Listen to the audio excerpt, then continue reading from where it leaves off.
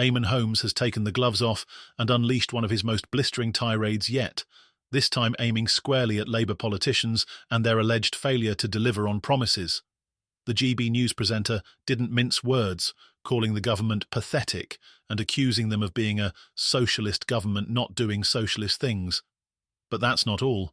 Holmes also took a jab at Nigel Farage's secretive meeting with Elon Musk, calling the tech billionaire a Bond villain, meddling in British politics. And believe me, you'll want to hear this one for yourself. Let's roll the clip. You're right about it being low risk. Whether he gave reform money or not, Keir Starmer would not be re-elected. I just cannot be no way that it's been such a disastrous start to this socialist government not doing socialist things. I mean, the winter fuel allowance, you know, what we're seeing here with this pension situation, not even to put up a defence and say, honestly, we're there, we're on your side, we want to do this, but this last lot have literally broken the bank and this is how bad the things are. Messaging's not working, is But it? as soon as we can, we'll sort this or whatever. There's nobody speaks with any truth or any conviction. You look at Yvette Cooper standing there saying, you know, this has got to be changed. I mean, she's the, what is she, the Home Secretary now. And, you know, it just, politicians, they are pathetic in this country. We get what we deserve. Now, is Nigel Farage going to get a whole heap of money and he can do what he wants? I personally don't think Musk, and there's question marks over what sort of character. He's like a blooming Bond villain. He is. He is. He really is. Certainly looks like one. Should Musk be allowed to interfere in our politics? I don't believe he should. But what And stops should there be him? a cap, as you say, on donations? I mean, how would that make Reform the wealthiest political party in the country? I mean, it's certainly in terms of the amount of donations. If you look at the amount that say that during the last election campaign, the single biggest donation was by the other Lord Sainsbury to the Labour Party, which was about £2.5 million. So this is a considerable amount of money by British political standards. We don't have the kinds of levels of donations that is generally seen in America. And there is a big question to ask about, should you have any kind of oligarch, whether they're domestic or internationally based, being able to just plough all of this money into a particular political party. But I think that question is slightly separate to the fact of, I think the reason that this is so put the wind up a lot of people in politics because they recognise how vulnerable Keir Starmer is for precisely the reasons that you've talked about, Eamonn. He's his own worst enemy, regardless of what reformer Elon Musk did. Holmes's fiery comments sparked immediate debate across social media and in political circles. His remarks about Labour's failures came against the backdrop of rising tensions over the government's recent handling of pensions, inheritance tax reforms, and mounting economic pressures. Holmes zeroed in on Labour's messaging, or lack thereof, arguing that their inability to communicate honestly with voters is creating an unprecedented vacuum in British politics. Holmes lambasted Labour's inaction on pensions, saying, not even putting up a defence and admitting, "We don't want to do this, but here's how bad things are." It's just excuses and finger-pointing. No one speaks with any truth or conviction anymore.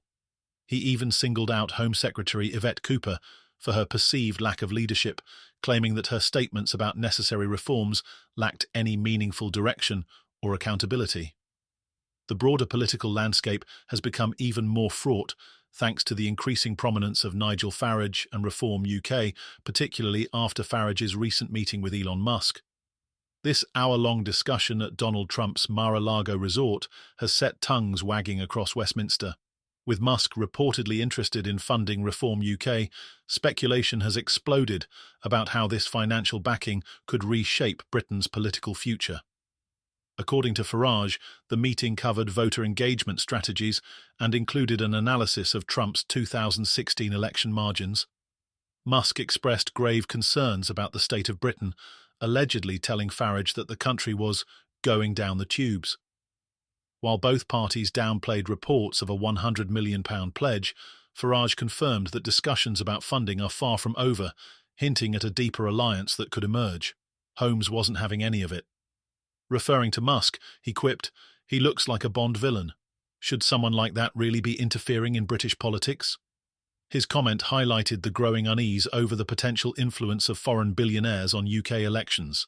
Holmes's criticism of both Labour and the involvement of figures like Musk underscores a deeper frustration many voters share, a lack of trust in both the government and those seeking to unseat it. Meanwhile, Labour is scrambling to defend its controversial inheritance tax reforms. New research reveals that millions of Britons are unaware of changes that could see pension funds slapped with up to a 91% tax charge starting in 2027.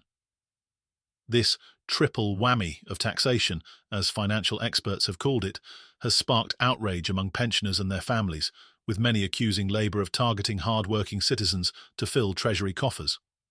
Holmes didn't shy away from weighing in, blasting Labour's handling of the issue as another example of their inability to act decisively or transparently. They just keep piling on taxes and hoping no one notices until it's too late, he remarked. And when people push back, what do they say? Nothing of substance. It's pathetic. This inheritance tax debacle is just one piece of a larger economic puzzle that has left millions of Britons feeling abandoned. A study by Canada Life found that 40% of adults aged 55 and over, equivalent to 8.5 million people, are unaware of the changes that will bring pensions into the scope of inheritance tax. Many are now scrambling to adjust their financial plans, with some considering early withdrawals, increased gifting to beneficiaries, or even marriage as strategies to minimise their tax burden.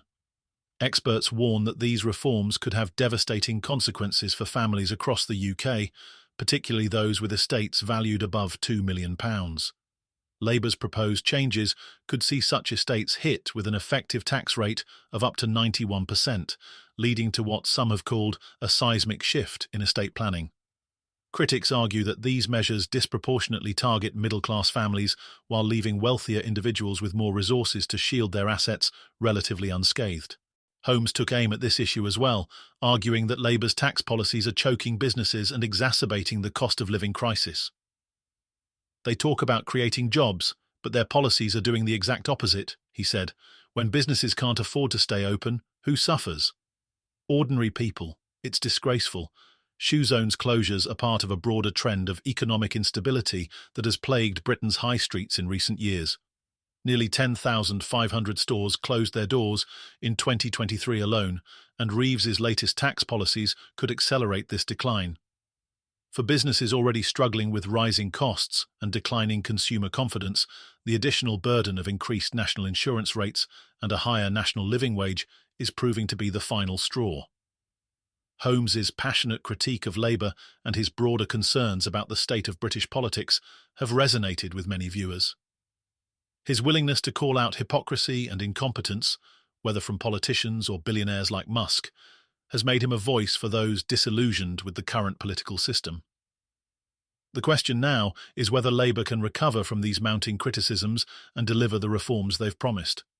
With Farage and Reform UK gaining traction, the stakes couldn't be higher. One thing is certain, the political landscape in Britain is shifting, and the next few years could see a dramatic reshaping of voter loyalties. Holmes ended his tirade with a warning to politicians across the spectrum. The British people deserve better than this. If you can't lead with honesty and conviction, step aside and let someone else try. Want to stay updated on this unfolding political drama? Hit that subscribe button, give us a like, and stick around. We're bringing you all the explosive twists and turns as they happen.